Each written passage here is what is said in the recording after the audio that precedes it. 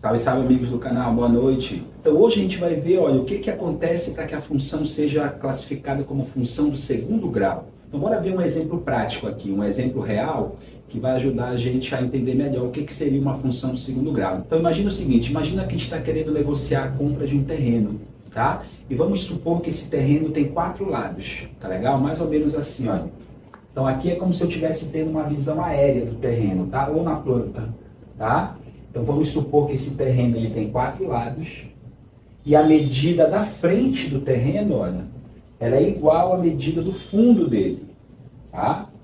Então lembra, olha, se eu tenho um terreno que tem 4 lados, onde a medida da frente é igual à medida do fundo, olha, todos os lados são iguais, então esse terreno é um quadrado, ele tem um formato quadrangular, tá? Então imagina que a gente está querendo ter uma ideia de quanto seria a área desse nosso terreno, tá legal? Então, ó, lembra que se o terreno é quadrangular, se ele tem o formato de um quadrado, né? A área de qualquer quadrado, olha, ou qualquer coisa que tenha formato de quadrado, olha, basta eu pegar o lado dele e elevar ao quadrado, tá? Então a área desse nosso terreno, olha, basta eu pegar o valor da frente ou do fundo, né, que é a mesma medida, e elevar ao quadrado, tá? Então aqui, olha, eu já fiz o nosso diagrama de flechas para a gente ter uma ideia mais ou menos de como vai ser a dimensão desse terreno, tá? Então agora, gente, quem seria o x? Quem seria a nossa variável independente? Olha, seria a medida da frente do terreno, o lado dele. E quem seria o nosso y agora, o nosso f de x? A nossa variável dependente, olha, agora vai ser a área do terreno. Então, para cada valor de lado que eu jogue lá na fórmula, olha, eu vou ter uma respectiva área para esse terreno, tá? Então, agora a nossa função está com esse comportamento aqui, olha, para cada lado, uma área, tá? Então, vamos lá, vamos jogando aqui alguns valores para a gente ver como é que seria a área desse terreno, olha. Então, vamos supor primeiro, faz de conta que a frente do nosso terreno, olha, tem 2 metros de frente. Vamos ver quanto é que seria a área, olha, eu vou jogar na fórmula. Então, a área do nosso terreno, tá? Como a frente dele, numa primeira suposição, era 2, olha, então a área dele vai ser 2 ao quadrado. Então, a área do nosso terreno, nessa primeira estimativa, vai ser de 4 metros quadrados, certo? 2 ao quadrado dá 4, ó. Estou posicionando aqui no nosso diagrama de flechas, eu teria isso, olha. Quando o lado, a frente do terreno é 2, a área é 4. Eu represento isso por aquela flechinha, saindo do 2 e chegando no 4, né? Mas vamos fazer mais estimativas. Vamos supor que agora, olha, a gente acredita que o nosso terreno tenha 10 metros de frente, tá? Quanto seria a área dele? Vou jogar na fórmula de novo, olha. A área de um terreno quadrangular, basta eu pegar o lado e elevar ao quadrado, né? Então agora a área do nosso terreno vai ser de 10 elevado ao quadrado. Então agora eu vou ter, olha, uma área de 100 metros quadrados. Tá? Então agora, olha, quando a frente do terreno é 10, a área é 100. Eu represento isso por uma flecha, olha, que sai do 10 até o 100. Certo? Então o que você percebe aqui, olha? Agora a nossa função, o valor dela está crescendo mais rápido, né? Olha. Quando eu subi de 2 para 10, olha, um crescimento de apenas 8, a área subiu de 4 para 100, olha, um crescimento de 96. Né? Então percebe que nessa função agora, olha, o crescimento da variável dependente está um pouquinho mais rápido. Vamos supor que o nosso terreno agora ele tem 20 metros de fundo e de frente, ó, tá? Vamos fazer de cabeça aqui, ó. Então agora a nossa área seria 20 ao quadrado. Então, se eu pegar 20 e elevar ao quadrado, olha, eu já vou ter 400 metros quadrados de área. Olha o crescimento aí, como foi bem mais rápido, né?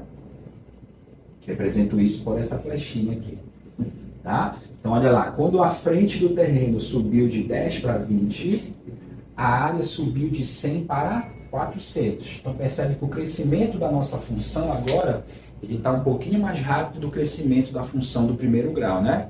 Por quê? O que mudou na conta que fez esse crescimento ser um pouco mais rápido? Olha? Esse pequeno detalhe aqui, olha, a variável independente, o x, que no caso aqui é o lado, né, elevado ao quadrado. Então, Essa potência elevada ao quadrado aqui, olha, faz com que o crescimento fique um pouquinho mais rápido do que a função do primeiro grau. E isso é uma função do segundo grau, também chamada de função quadrática. Olha, sempre que a sua variável independente, o x, estiver elevado ao quadrado, olha, eu chamo para essa função de função do segundo grau, mas também chamada de função quadrática. Beleza? Então, como eu falei, é só o formato da conta. Na função do primeiro grau, o x não estava elevado ao quadrado. Agora o nosso x está elevado ao quadrado. Então, sempre que você tiver um termo, olha, com x elevado ao quadrado, a gente chama para essa função de função do segundo grau, também chamada de função quadrática, beleza? Aí vamos fazer esse conceito um pouquinho mais formal aqui, olha. Então, toda vez que você tiver uma função, olha, de reais em reais, olha, domínio reais e contradomínio também reais, que a lei de definição da sua função tiver esse formato aqui, olha, f de x é igual a ax quadrado mais bx mais c.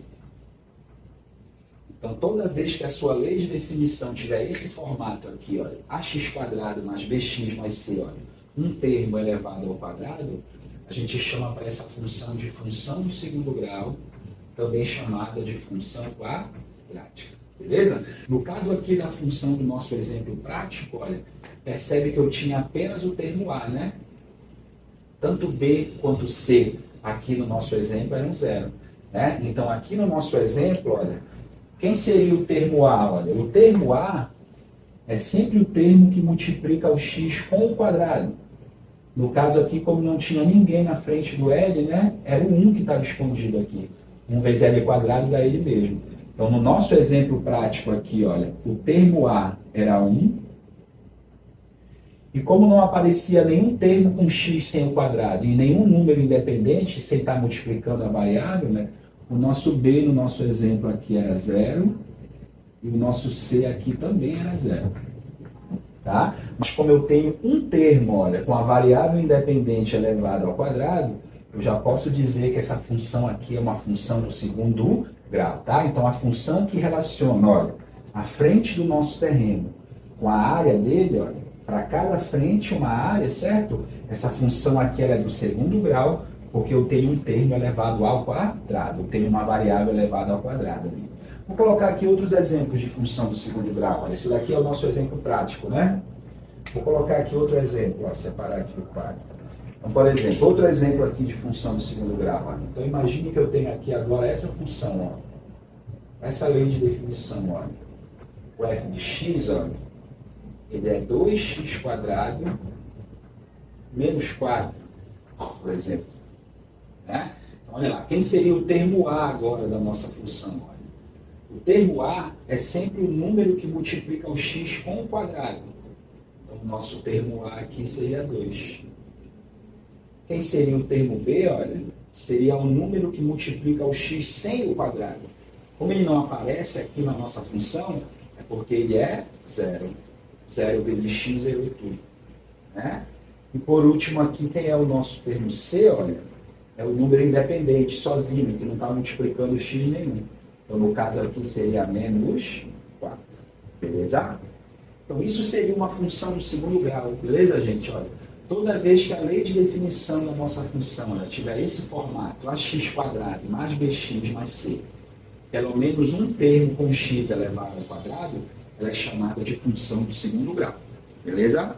Então, e o gráfico? Como é que ficaria o gráfico de uma função do segundo grau? Será que o gráfico também vai ser uma reta, como foi na função do primeiro grau? Não, o gráfico agora vai ter um formato diferente. Vou apagar aqui rapidinho para a gente ver como é que seria o formato do gráfico de uma função do segundo grau.